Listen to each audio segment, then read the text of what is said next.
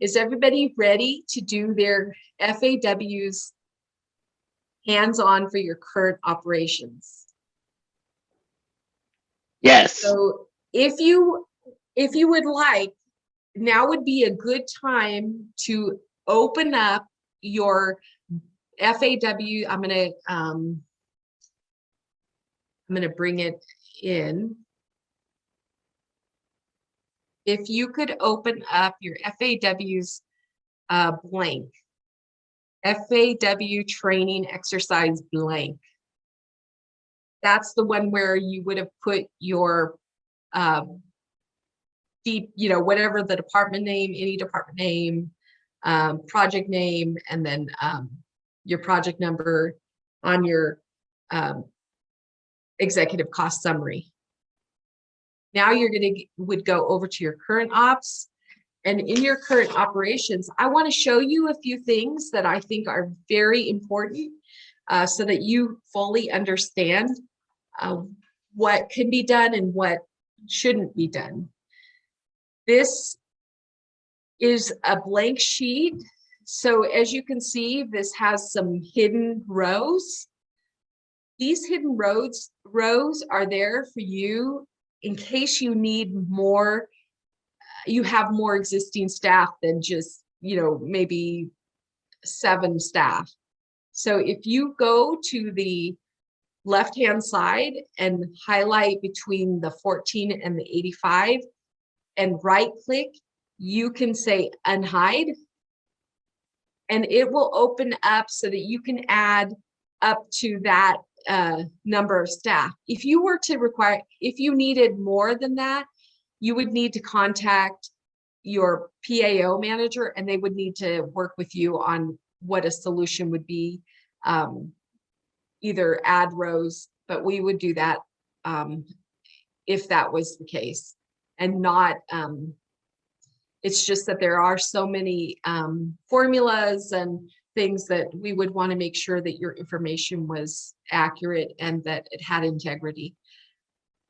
So go ahead, and if you have yours open, go ahead and unhide. And then what I'd like you to do is then rehide it, because what I recommend and what we recommend from the Department of Technology is, and Department of Finance, is to only show what you need. To have a bunch of blank rows like we had when we opened it up, it's very visually distracting. So if you know that you only are going to have a certain amount, you could open up to accommodate those numbers. But my recommendation is to hide what those columns and rows that you don't need. So with that being said, I'm also going to show you that between D and F is an optional benefit rate. There are some departments that do need to use this because they have different staff categories that are more costly, and instead of inflating their entire benefit costs, they go ahead and do it classification by classification. One thing that I want to caution you is that if you use that, you would not use both. You would only use one or the other.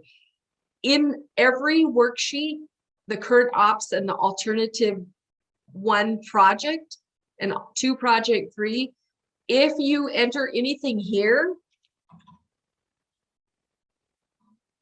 so one of them has a higher benefit rate, it will not change your amount unless, so I'm going to go ahead and just add some positions here just so that you can see. It didn't change this 74,126 because the way they're designed, alternate alt 1 project, alt 2 project, and alt 3 and current ops, is if this one trumps the others if they're both entered. So if you thought you were going to get a differing benefit amount, you won't if there's information entered in both. So if I delete this, then it did change it, went from 74 to 78. So here, if I change it again, it changes it here. However, if I put back that 35, it reverts back to where it shows only 35. It ignores these percentages. Does that make sense? So it is hidden because if I was doing it and I didn't need it, I would just keep it hidden so that there was less opportunity for someone to enter in multiple areas thinking they're going to get a different result, when if they just enter it in the 91 and that's what their budget office has said that is their rate for benefits, then that would be the better choice. However, it is an option if needed by a department to enter different benefit amounts. That would be something that your budget office would be able to help you and would help you know if you should enter different amounts in that area. If you had more years, you could unhide. So if you want to unhide on yours, you can, and you could add more years. So I'm going to go ahead and add a year. And then if I add that here, I could get the same, basically the same amount. However, every other year I have an IT expense of $1 million or $100,000. If that was the case, my true average cost would be a combination of these two because it was every other year. At that point, what you would do is you would go over to your number of years with entries and you'd put 2. And then it provides the average of those 2. And again, hiding the columns you don't need, so that then on a more succinct basis, you could see your overall picture, that you had 2 years with entries. The total of those is 88,000. So if you went down to the bottom, it's going to show that normally it's 285, but then every other year it has that extra 100,000. So even though the total of those two is 671, the average is 335 because it adds basically 50,000 to this and takes 50,000 off this. I'm just telling you that's kind of what the average would do, where it says, okay, that's the average cost. And if I was doing this, I probably would enter in my comments that, so I would say, is it biannual?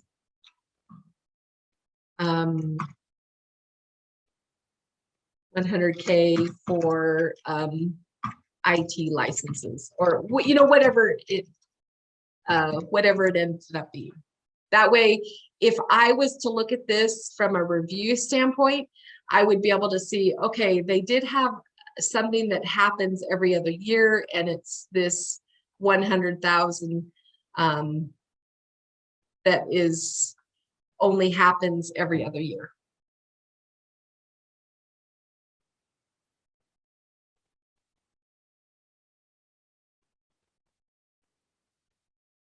When you are entering in your personal services for existing staff, I will say that many departments like to enter in, say, the classification, but then they will also maybe enter in a name or a duty.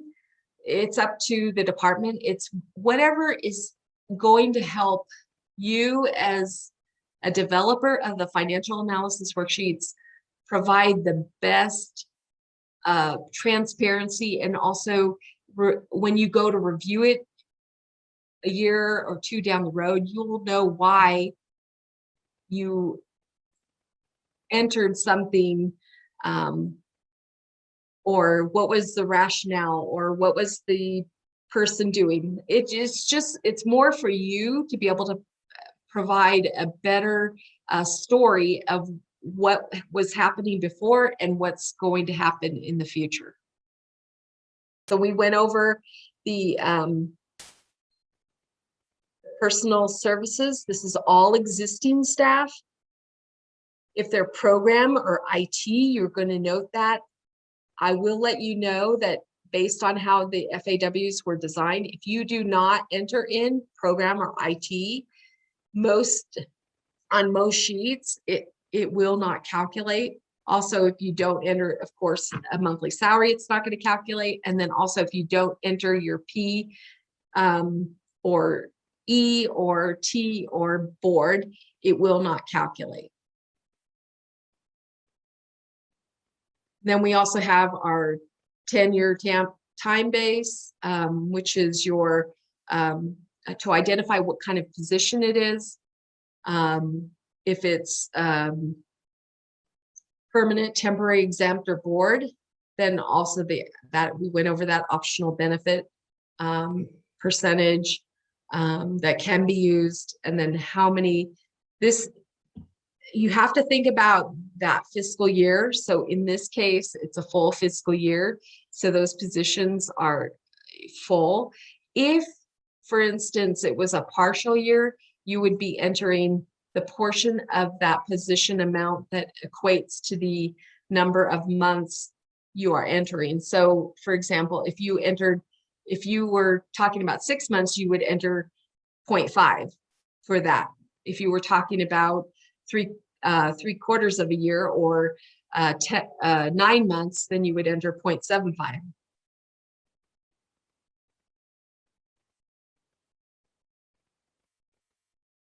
So to further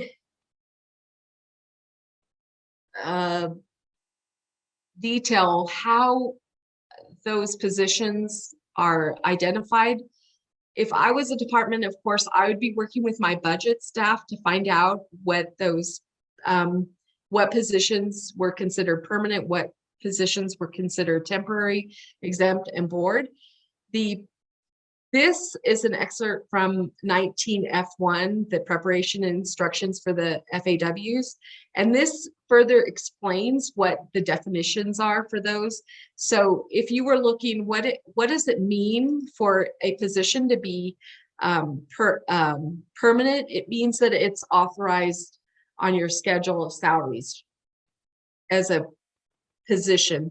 If it's temporary, what that typically means is that it's blanket funds. So you really don't have a fund for that position. However, you have money that you can spend on positions. Exempt is appointed by the governor or elected officials. So I know that many of the classifications within the state might be exempt from collective bargaining. That's not what this is talking about. This is talking usually about maybe a director level position, or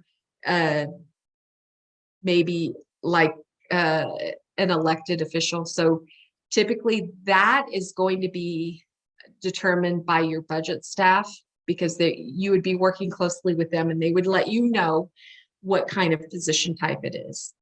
There's also, if you go into the PowerPoint, you could select this link, and as long as that link hasn't changed since, you could go and see what exempt positions are out there in the state of California. And then the board also lists what the board positions are.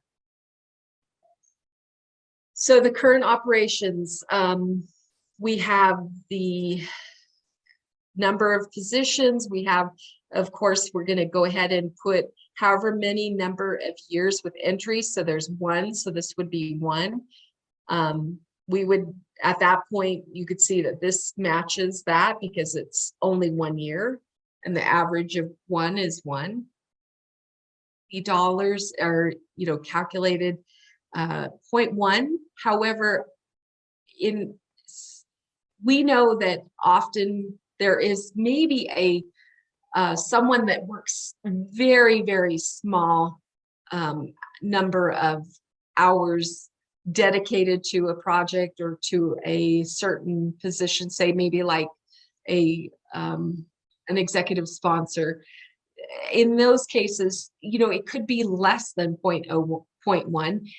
And if that was the case, you would list whatever it is, like 0.05, or you would have to come up with those amounts based on, based on if you took 160 hours in a month times 12, and then how many hours, and then divide it.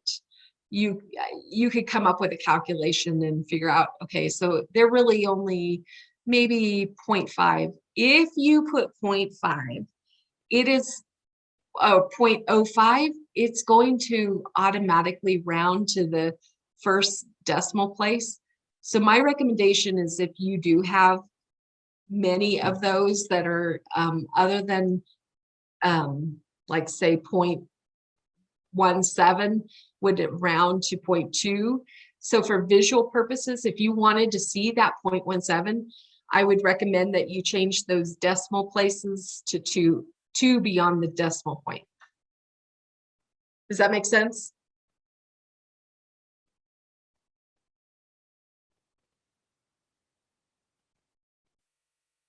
So when you go down to the OE operating expenses and equipment, OE&E, these are the expenses that occurred during the normal, and they're broken down by the items used in the fiscal sheet. So if you wanted to get that detailed, you could put that 332,457. It is never the expectation that you do that, but if your budget office wants that, that is something that can be done. You could put that on there. It's not going to change your amounts. However, it can be helpful when you go to do your BCP planning, because you would have the actual category aligned with that particular cost. These areas here, quantity, that whole column is really for you as a department, or however you want to define that, you can. It's really there to help you be able to explain what was used and how you used it, what kind of amounts were needed. So, excuse me. So in this case, it was explained, okay, they were 100 boxes and it equaled 2,000. If that made sense to you, you could put that, or, it's a 1,000 per month. You could put something to make it so it explains to you, or 10,000 per month, so it's 120,000. This is the cost column, is truly the column that's going to drive what your actual costs are. I also wanted to note that there is a local assistance, that some rows down at the bottom of the sheet, right above the total operating expenses and equipment, in that area, in rows 198 to 203, they're hidden because most departments do not need that area, so it's automatically hidden, and it keeps from thinking that an entry is needed in that area. However, if you do need it, it is there in case you do have maybe some grants that are provided to a department, or to, say, counties, or something that is a cost on an ongoing basis. Maybe you are the Department of Health Services and you provide costs or grants to departments to implement certain projects or certain things related to that department. So if you do need that, you can enter it there. It just shows that you have that ability, but you don't have to use it if you don't need it.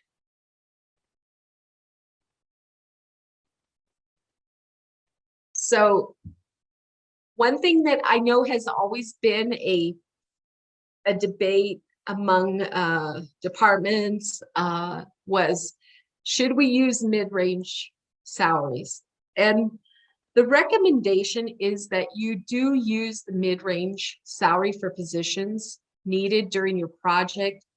And the reason is when a budget staff requests those positions, even though possibly as a department you're going to be hiring someone at a higher salary rate because it's going to be somebody with more experience, it still needs to match your BCP, and it won't match your BCP if you use other than a mid-range, because when budgets submits that BCP, they're going to use mid-range for any positions that they request. So it is more helpful to go ahead and just use the mid-range salary that you would get from your budget staff.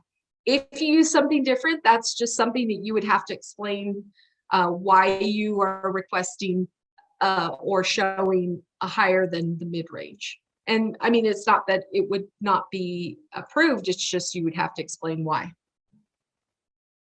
One nice thing is to go ahead and use the comment field to add a brief explanation. So like in this example, it shows that it was a data processing manager. So of course, this example was when it was prior to back in 2017, and it showed the name of that person so that they could show, okay, yeah, I have that position, and that was the person that we're referencing.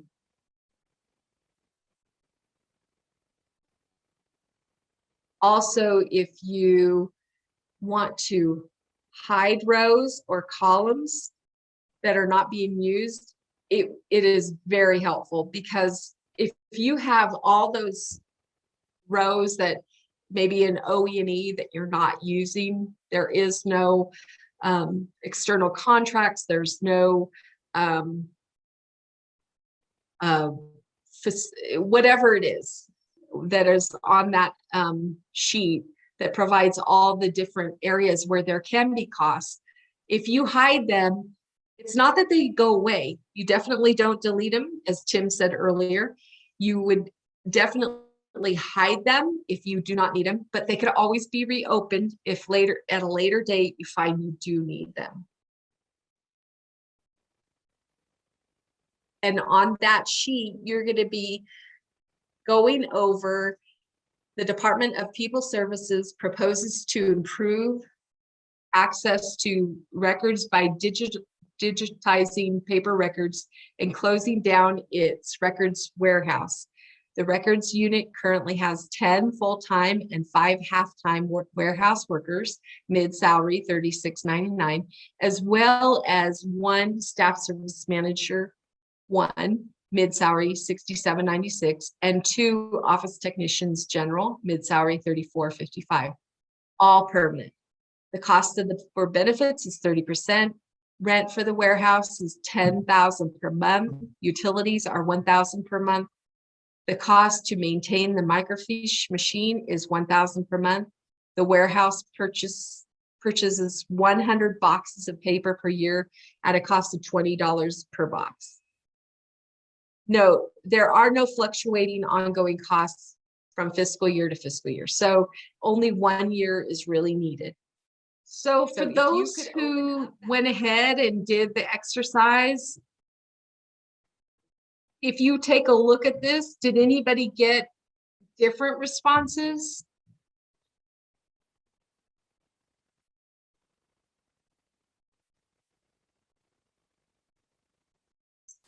So in going over this, we have a warehouse worker and a warehouse worker part-time. It would be okay, and In the example before, this could be combined and it could be 12.5. It would not change anything, but this, if you wanted to, you could separate them out. Warehouse worker, here's your permanent, and then here's your half-time warehouse workers. So even though there were 5, that equates, the 5 equates on a fiscal year basis to 2.5 because they're half-time.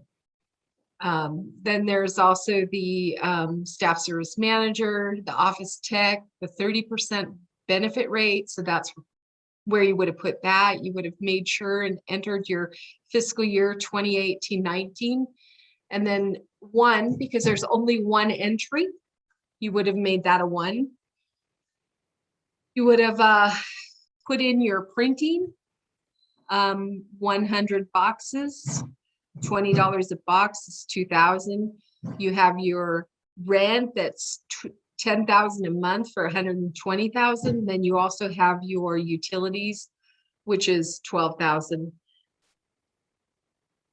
There is also your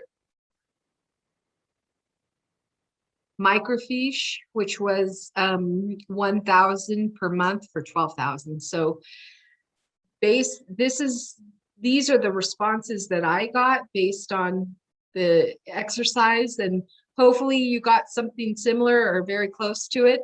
So if everybody's good with this, we'll go to the next area.